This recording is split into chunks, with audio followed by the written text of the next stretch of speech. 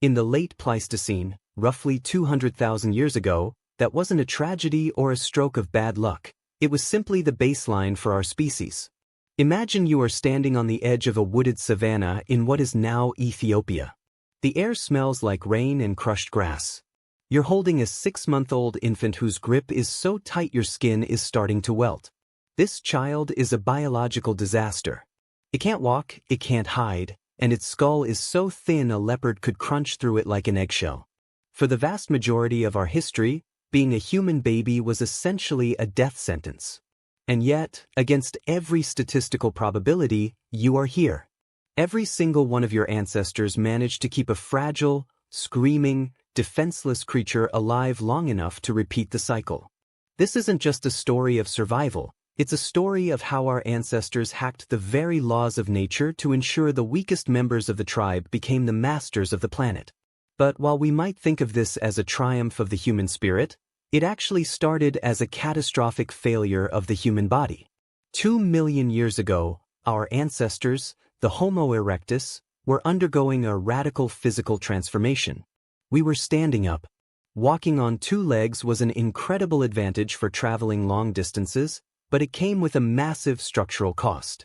Evolution had to narrow the female pelvis to make bipedal walking efficient.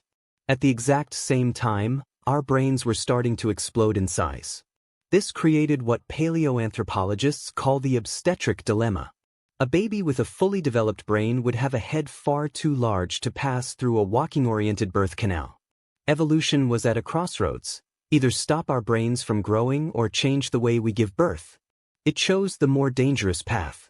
Human babies are essentially born 3 to 6 months premature compared to other primates. If a foal is born, it's walking in an hour. If a chimp is born, it can cling to its mother's fur. But a human baby is born in a state called secondary altriciality. Their brains are only 25% of their adult size. They are fetal in every way that matters, except they are now on the outside of the womb. This was a massive gamble. We traded the safety of the womb for the potential of a massive brain, but in doing so, we created the most vulnerable offspring in the history of the animal kingdom. For the Homo erectus mother, the task was no longer just finding food, it was maintaining an external womb for an infant that was entirely helpless for years. However, just because our bodies became more fragile didn't mean our survival rates plummeted. In fact, this biological weakness forced a social revolution. By 500,000 years ago, hominin groups were beginning to solve the problem of the premature baby through a strategy known as cooperative breeding. In almost every other primate species, the mother is the solo caregiver. If she dies, the baby dies. If she's tired, the baby is at risk. But humans broke this rule. We became alloparents. This means that fathers, siblings, and unrelated adults began to share the caloric and protective burden of the child. It was a radical shift in the social fabric. This is where we meet one of the most important figures in human history, the grandmother. Anthropologist Kristen Hawkes famously developed the grandmother hypothesis after studying the Hadza people of Tanzania. She noticed that older women, past their reproductive years, were the hardest workers in the group. They spent their days digging for calorie-dense tubers and sharing them with their grandchildren. This allowed mothers to have more children more quickly, as they weren't the sole providers of nutrition. Evolution actually selected for women who lived long past menopause because a group with a grandmother was significantly more likely to keep its children alive. These women were the original survival engineers, providing the consistent high-calorie fuel that allowed those massive, hungry human brains to grow in the first place. Instead of the grandmother being the only pillar of support, the entire group structure eventually shifted to center around the infant's survival. By 100,000 years ago, Homo sapiens were living in highly fluid, cooperative networks. We see evidence of this in the archaeological record through alloparenting behaviors that would look alien to most modern parents. In many hunter-gatherer societies, like the Aka people of Central Africa, researchers have found that infants are held by someone other than their mother for up to 40% of the day. They aren't just passed around for fun, they are being socialized, protected, and fed by a rotating cast of caregivers. A study by anthropologist Barry Hewlett revealed that AKA fathers are some of the most hands-on parents in the world. They are within reach of their infants nearly half the time, and they even offer their own nipples for the baby to suckle as a comfort measure when the mother is away. This wasn't about gender roles, it was about redundancy. If a predator attacked or a mother fell ill, there were 5 other people ready to step in. This social density acted as a living shield. The child wasn't just a member of a family, they were a collective asset of the tribe. This distributed care model is what allowed us to survive in environments where a lone pair of parents would have been easily overwhelmed by the sheer exhaustion of constant vigilance. Even though the group provided a shield during the day, the night brought a completely different set of lethal challenges. For an ancient human infant, the darkness was the most dangerous time.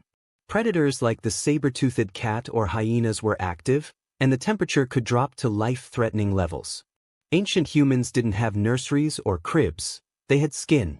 The practice of baby-wearing and constant physical contact wasn't a lifestyle choice, it was a biological imperative. Anthropological data suggests that for 99% of human history, infants were in physical contact with a caregiver 24 hours a day. This contact did more than just keep the baby warm.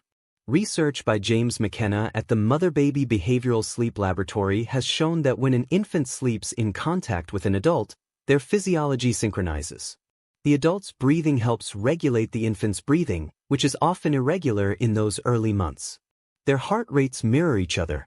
This constant sensory input prevents the infant from falling into a lethal sleep where they forget to breathe, a theory McKenna uses to explain some instances of modern SIDS. In the Pleistocene, a crying baby was a dinner bell for predators. Therefore, the goal was to never let the baby cry. By carrying them constantly, caregivers could anticipate a baby's needs before they ever made a sound. We were essentially a marsupial species without the pouch, using our brains to invent slings and wraps to keep our young glued to our heartbeats. Of course, staying close to the mother was only half the battle. The child also had to transition from milk to the harsh reality of a Pleistocene diet. This is a period researchers call the weaning paradox. In most primate species, weaning happens late, often at 4 or 5 years old. But humans, because of our cooperative breeding, often wean children as early as 2. This was a dangerous transition.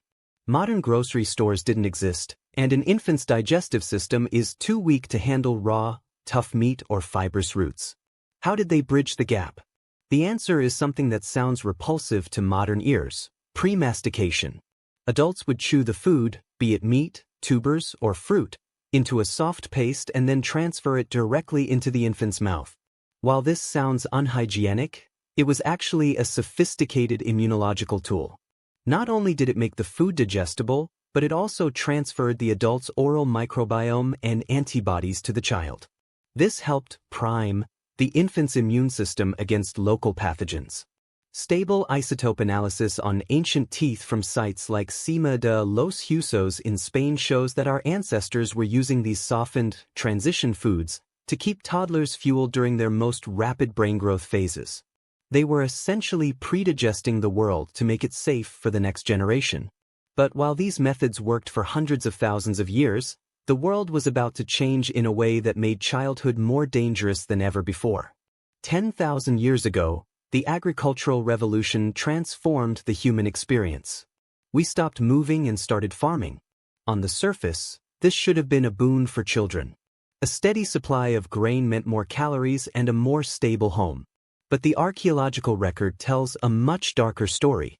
When humans settled into permanent villages, the health of our children actually plummeted. Bones from early Neolithic sites show a massive increase in Harris lines, stress markers in the bones caused by periods of malnutrition and disease.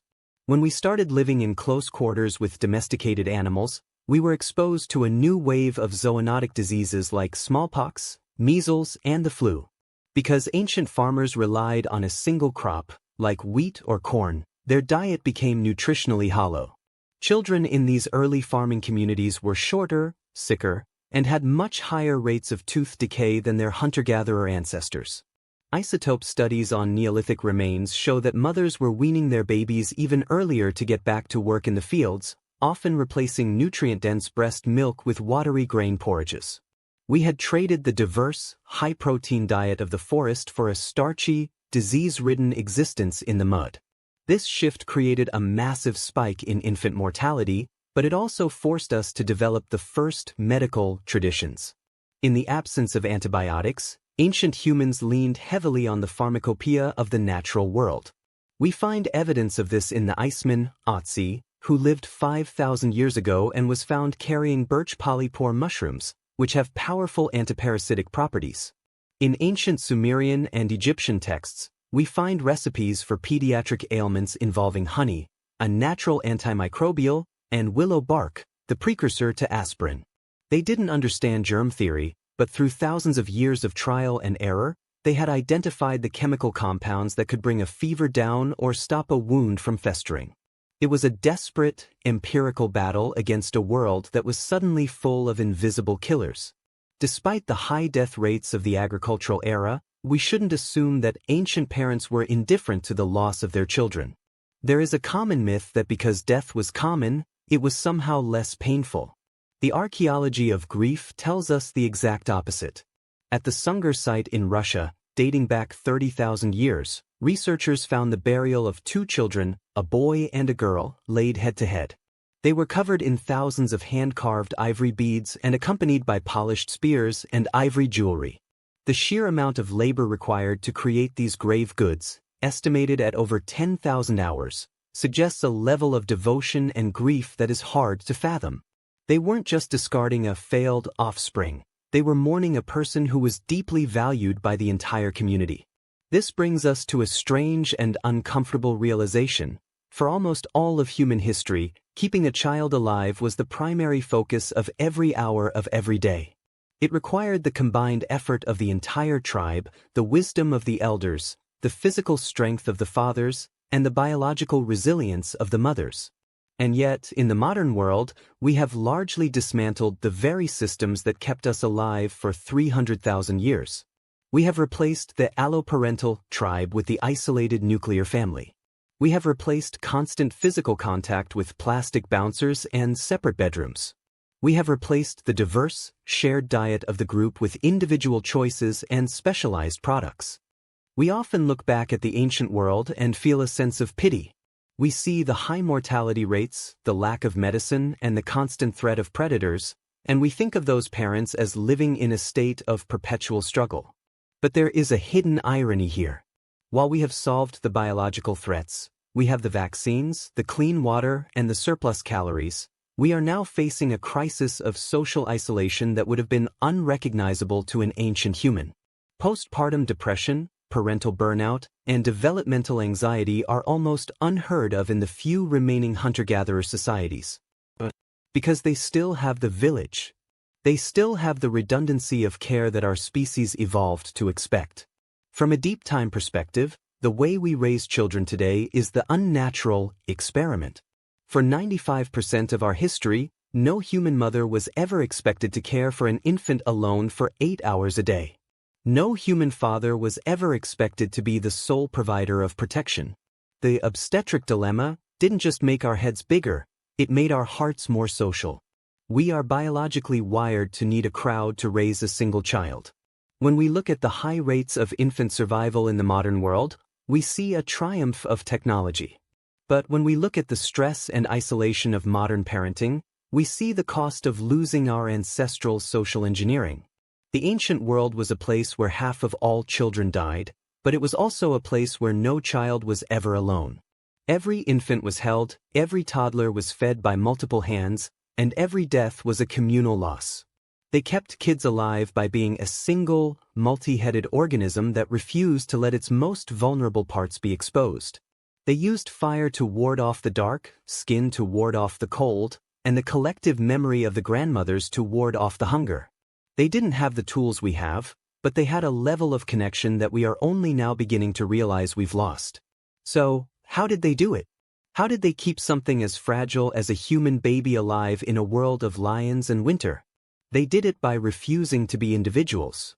They did it by leaning into the very biological weakness that should have destroyed us. The narrowed pelvis and the oversized brain weren't a mistake. They were the catalyst that forced us to become the most cooperative species on the planet. We didn't survive because we were the strongest or the fastest. We survived because we were the only ones who realized that a single life was too heavy for two people to carry alone. Think back to that mother on the Ethiopian savanna. She isn't just holding a baby, she is the center of a web. There are eyes watching the grass for movement, hands digging for roots, and voices whispering stories of how to survive the coming storm. The child in her arms is the most vulnerable creature on Earth, but it is also the most protected. That protection didn't come from a hospital or a government.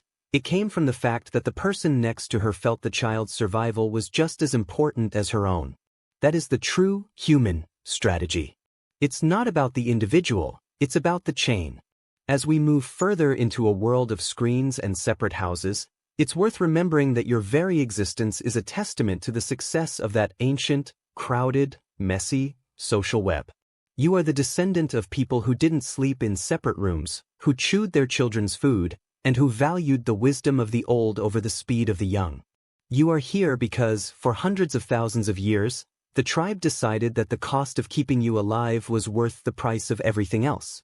The ancient world was brutal, but it was never lonely. And perhaps that, more than anything else, is the secret to why we are still here. When we look at the archaeological record, we often focus on the spear points and the cave paintings, the great achievements of our ancestors. But the real masterpiece of human history is the survival of the infant. It is the most complex engineering project we ever undertook. Every time a grandmother shared a tuber, every time a father carried a sleeping toddler through the night, and every time a tribe mourned a child they couldn't save, they were building the foundation of what it means to be human. We are the species that cares. We are the species that refuses to let the weak go quietly into the night. The history of human childhood is not just a list of survival statistics. It is a map of our social evolution. It shows us that our greatest strength isn't our tools or our weapons, but our ability to distribute the burden of existence across the group.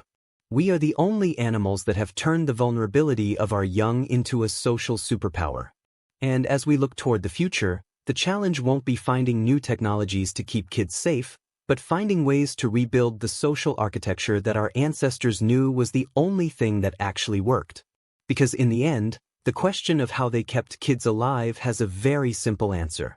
They didn't do it with miracles. They did it with each other. They understood that the human infant is a biological impossibility that can only be made real by the strength of the community. They accepted the risk of the big brain and the narrow pelvis, and they built a world that could support the weight of that choice. We are the living proof of that success.